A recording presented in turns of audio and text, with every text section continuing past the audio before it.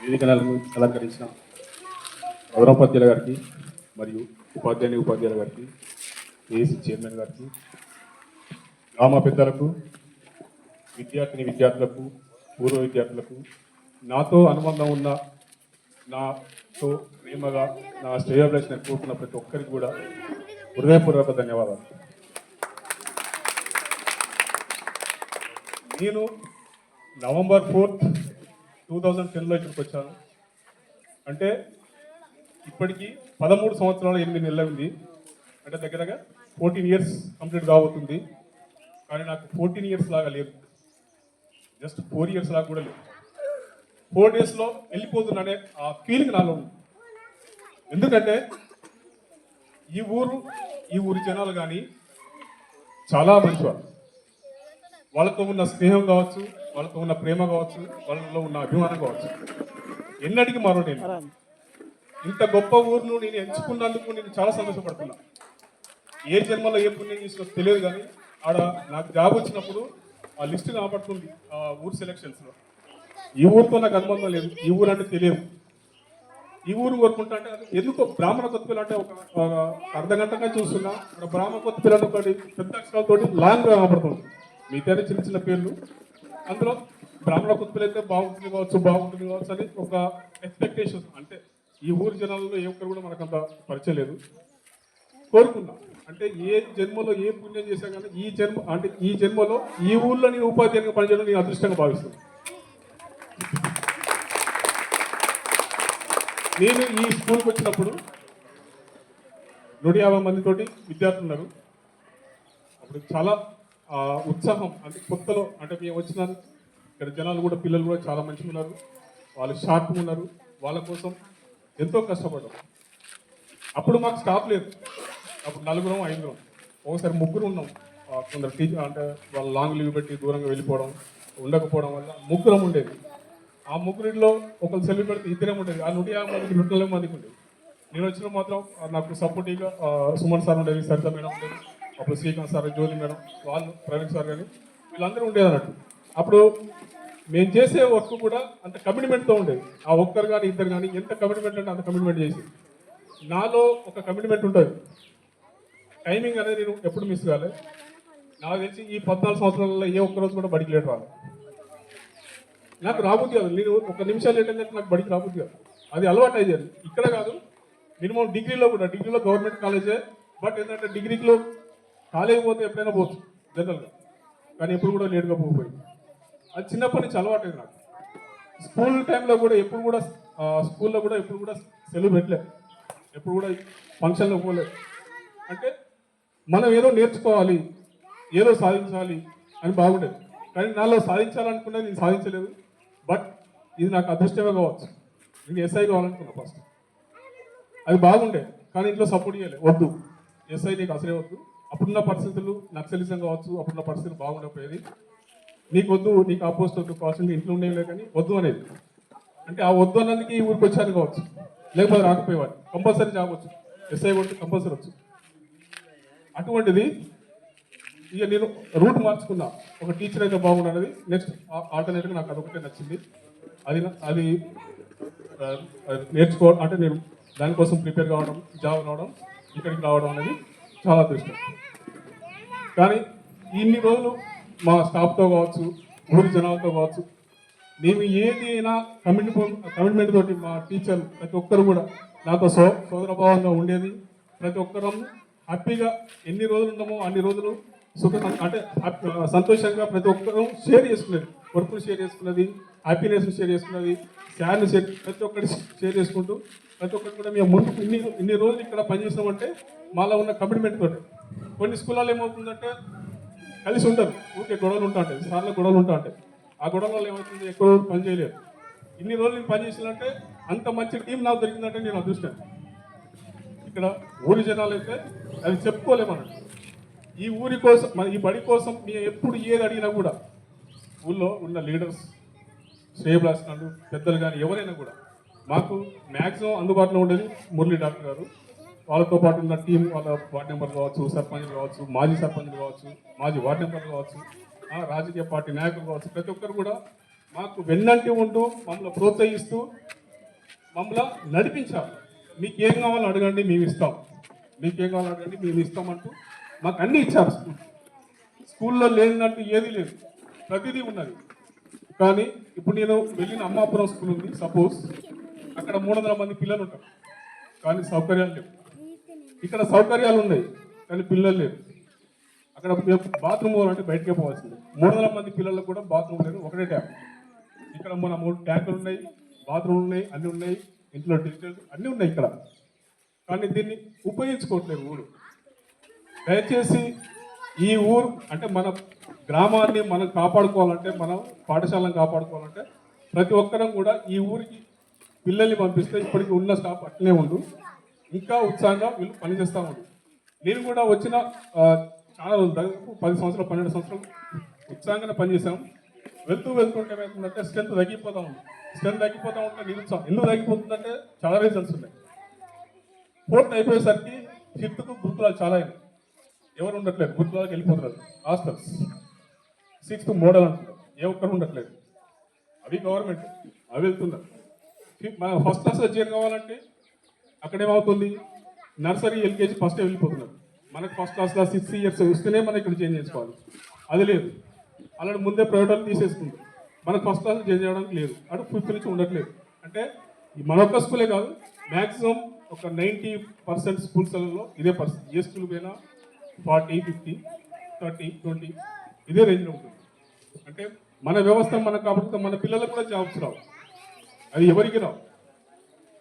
కాబట్టి మనది ఏదైనా మన వ్యవస్థ మనం కాపాడుకున్నప్పుడే మనం ఏదైనా పని చేయగలుగుతాం. అదేవిధంగా పిల్లలకు ఒక చిన్న స్టోరీ చెప్తున్నా. ప్రతి ఒక్కరు ఈ మధ్యలో ఏమవుతుందంటే ఒక మొబైల్స్ వాడకం ఎక్కువ అవుతుంది. ఆ మొబైల్ వాడకంతో ఎవరు కూడా చదవడం మానేస్తున్నారు, చదవట్లేదు, ఇంటికి పోయినాక హోంవర్క్ చేయట్లేదు.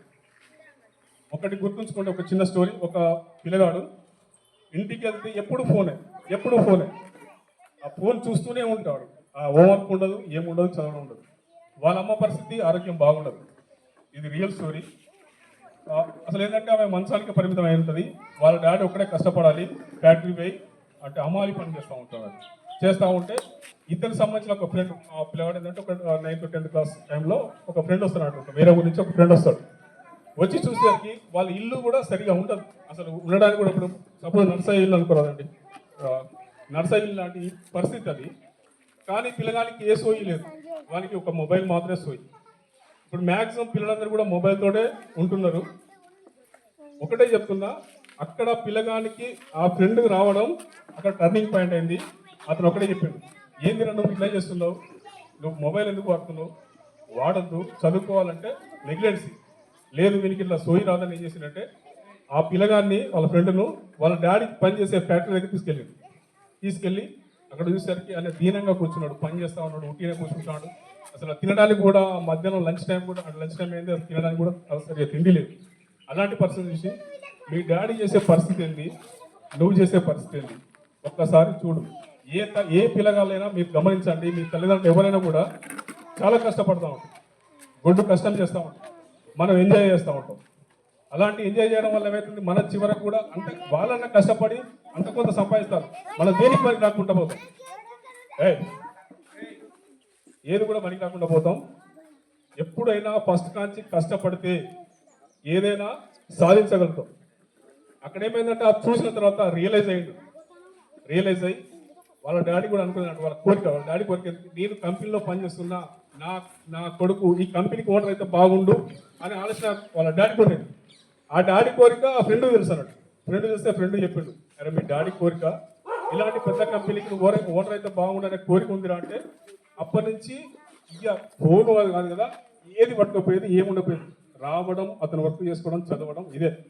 ఎప్పుడు చదువుతుండేవాడు, ప్రతిదీ ఆయన పని ఏంది ఆయనకు, వాళ్ళ డాడీ వాళ్ళకు, అమ్మ వాళ్ళకు సపోర్ట్ ఉంటూ ప్రతిదీ చేస్తూ చివరికి ఏమైందంటే అతను అనుకున్న లక్ష్యం నెరవేర్చాడు. చివరకు అంతకంటే పెద్ద కంపెనీకి ఓనర్ అయిపోయాడు. అంటే మనం పేదవాళ్ళం అయితే ఏది సాధించలేమనేది రాంగ్. అది ఒక నెగిటివ్ థాట్స్ అనేది ఉంచకండి. ఎప్పుడు పాజిటివ్ వేతోటే, పాజిటివ్ థింక్ తోటే నేను సాధిస్తా, నాలో ఆ నమ్మకం ఉంది, నేను ఏదైనా చేయగలనని మీరు సంకల్పంతో మీరు ముందుకెళ్తే అది ఏదైనా సాధిస్తారు. లేదు అనే నెగ్లెన్స్ ఉంటే అది అట్నే ఉంటుంది. ఇప్పుడు తాగుబోతు అనుకుంటాడు జనరల్గా, మనం ఏదైనా మారదామనే ఒక సింపుల్ వెర్షన్ తోటి ఒక తాగుబోతు అనుకుంటాడు, తాగుతాడు, బాగా తాగుతాడు, అనవసరంగా తాగుతా రేపటి తాగదు అనుకుంటాడు. మళ్ళీ తెల్లారి వచ్చేసరికి ఏమవుతుంది, మళ్ళీ తాగుతాడు. అంటే తాగడం అనేది వ్యసనం. ఆ అంటే తాగడం లేకపోతే ఏమవుతుంది, ఆయన ఉండలేడు. అంటే మీరు కూడా అనుకుంటారు చదువుదాం తీరాదు, రేపు చదువుదాం తీరాదు, రాసుకుందాం తీరాదు, ఎల్లుండి టైం ఉంది కదా, సాయంత్రం అవుతుంది కదా, రేపు పొద్దున రాసుకోవచ్చుగా. అదేమవుతుందంటే నెగ్లెన్స్ కిందకి వస్తుంది. నువ్వు ఏ రోజు చేయాల్సిన పని ఆ రోజు వచ్చేయి, ఎప్పుడు చేయాల్సిన పని అప్పుడే చెయ్యి. రేపు ఉంటుందో లేదో నీకు తెలియదు, నాకు తెలియదు. క్షణం ఏమవుతుందో నీకు తెలియదు, నాకు తెలియదు. ఈ రోజే మనది, రేపు మనది కాదు. కాబట్టి ఈ రోజు నువ్వు ఉన్నావంటే నీ అదృష్టంగా భావించి ఈ రోజు చేయాల్సిన పనులన్నీ ఈ రోజు చెయ్యి. రేపు మంచి జరిగితే మంచి జరగవచ్చు, చెడు జరిగితే చెడు జరగవచ్చు. ఆ విధంగా నువ్వు కష్టపడితే నువ్వు సాధించకపోతున్నాడు ఏదైనా చేస్తావు. కాబట్టి ప్రతి ఒక్క పిల్లలు ఒక సిన్సియారిటీని మెయింటైన్ చేయండి, ఒక టైమింగ్స్ని మెయింటైన్ చేయండి, ఒక సంస్కారాన్ని మెయింటైన్ చేయండి. మీలో ఇక్కడ చదువుతున్నారు పిల్లలు, ఇక్కడ చదువుకున్నంతసేపు కొంచెం ఓకే. ఎప్పుడైతే మన స్కూల్ నుంచి బయటికి వెళ్తారో, సరే మిగతా ఊరికి కావచ్చు, ఇక్కడికైనా కావచ్చు, ఇక్కడికైనా కావచ్చు, రెస్పెక్ట్ను కోల్పోతున్నారు, రెస్పెక్ట్ మిస్ అవుతారు. అది ఎవరికైనా కావచ్చు. మేము తెలవగానే మాకు నమస్కారం చేయాల్సిన అవసరం కూడా లేదు. ఎందుకంటే మీ పెద్దవాళ్ళతో మంచిగా మర్యాద మాట్లాడి నేర్చుకోండి. ఫస్ట్ తల్లిదండ్రులు తీసేసినట్టు మాట్లాడుతున్నాను, అవి కాదు ఇక్కడ. అలా అలా మెయింటైన్ చేసేవారు ఎప్పుడు కూడా బాగుపడరు. మీ తల్లిదండ్రులకు గౌరవం ఇవ్వండి, వాళ్ళను ఏ విధంగా చూసుకోవాలో ఆ విధంగా చూసుకోండి, వాళ్ళకి సహాయ సహకారాలు అందిస్తూ ఉండండి, వాళ్ళు చెప్పిన పని చేయండి. చేసినప్పుడు మీరు ఉన్నత స్థాయికి ఎదుగుతారు. లేకపోతే ఇలానే ఉంటారు. రెస్పెక్ట్ లేని జీవితం వేస్ట్, తల్లిదండ్రులను చూసుకొని జీవితం వేస్ట్. కాబట్టి మీరు ఇప్పటి నుంచి అయినా విద్యాబుద్ధులు నేర్చుకున్నాం అంటే మన విలువలు నేర్చుకున్నట్టు. ఆ విలువలు నేర్చుకున్నాం అంటే ఏంది, సమాజంలో మంచితనం, మంచి గుర్తింపు తెచ్చుకోవడం కోసం. మంచి గుర్తింపు ఏమి ఉంటుంది, 10 మందితో మంచితనంగా ఉన్నప్పుడే మంచిగా ఉంటాం, మంచి పేరు వస్తుంది. ఎవరితో అంటే అందరితో ఇష్టం ఉన్నట్టు మాట్లాడడం, ఇర్రెస్పెక్టబుల్ ఉన్నప్పుడు ఏమవుతుంది, మనలో ఎంత వెదిగినా, మనం ఎంత డబ్బు సంపాదించినా కూడా వేస్ట్ పర్సన్. డబ్బు ఇక్కడ ఇంపార్టెంట్ కాదు, గౌరవం ఇంపార్టెంట్, సంస్కారం ఇంపార్టెంట్, విలువలు ఇంపార్టెంట్. అవి నేర్చుకోండి. ఇవన్నీ నేర్చుకొని ఒక గొప్ప స్థాయికి వెళ్తారని మనస్ఫూర్తిగా కోరుకుంటున్నాను. కానీ ఈ ఊరు నుండి వెళ్తున్నది అది నేను చెప్పాను.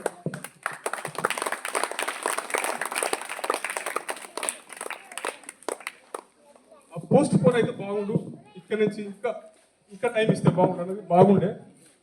కానీ అకస్మాత్తుగా అంటే ఒక 14 years చేసిందంటే యాక్చువల్లీ చాలా గ్రేట్. అది ఒక ఊర్లో ఒక 14 years అంటే not a joke. Maximum 8 years time ఉంటుంది, లేకపోతే ఒక 1 year ఎక్స్ట్రా ఉంటుంది కావచ్చు. కానీ నాకు అవకాశం వచ్చింది, ఒక 14 years అవకాశం వచ్చిందంటే చాలా హ్యాపీగా ఫీల్ అవుతున్నా. కానీ ఈ ఊరికి రోజు రావడానికి మిస్ అవుతున్నా. యాక్చువల్లీ ఈ ఊరితో ఎప్పుడు మిస్ కాను.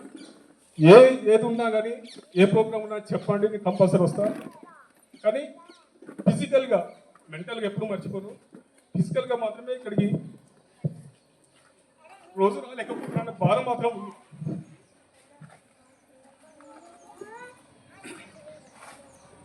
ఓకే, నా వల్ల మా ఉపాధ్యాయులు కావచ్చు, ఊరి పెద్దలు కావచ్చు, ఎవరైనా కావచ్చు, సపోజ్ నేనేమన్నా పొరపాటు చేస్తే తెలిసో తెలియకో ఒక ఆవేశంలో కావచ్చు, ఎటువంటి విషయాలను ఏమైనా ఇబ్బంది పెడితే మీరు నిండు మనసుతో మన్నిస్తారని నేను కోరుకుంటున్నాను. అదేవిధంగా పిల్లల్ని చాలా కొట్టాను, నాకు తెలుసు. నేను అందరికంటే ఎక్కువ కొట్టాను. కొట్టడం నేను తప్పు అనుకోను. ఎందుకంటే పిల్లలు సన్మార్గంలో నడవాలనుకునే నేను ఉద్దేశంతో పిల్లల్ని కొట్టేశాను. అది కూడా పిల్లలు కూడా నన్ను అంటే కొట్టినవనే ఫీల్ కూడా ఎప్పుడు కాలేదని నేను అనుకుంటున్నా. పిల్లల్లో ఒక సిన్సియారిటీ పెంచాలనుకున్నా, ఒక క్రమశిక్షణ కావచ్చు, ఒక రెస్పెక్ట్ కావచ్చు, ఆ ఉద్దేశంతో చాలా బాగా కొట్టేవాడిని. దీన్ని ఎవరు కూడా మనసులో ఉంచుకోకండి. ప్రతిదీ మీకోసమే. మీరు మంచిగా ఉండాలని కోరుకుంటున్నా, మీరు ఎక్కడ ఉండాలని, హ్యాపీగా ఉండాలని, ఆయురారోగ్యాలతో ఉండాలని మా ఉపాధ్యాయులు కూడా, నాతో ఉపాధ్యాయులు కూడా అందరూ కూడా సత్సంబంధాలు కొనసాగించాలని ఎవరు కూడా కోరుకుంటూ ఈ అవకాశం ఇచ్చినందుకు ధన్యవాదాలు.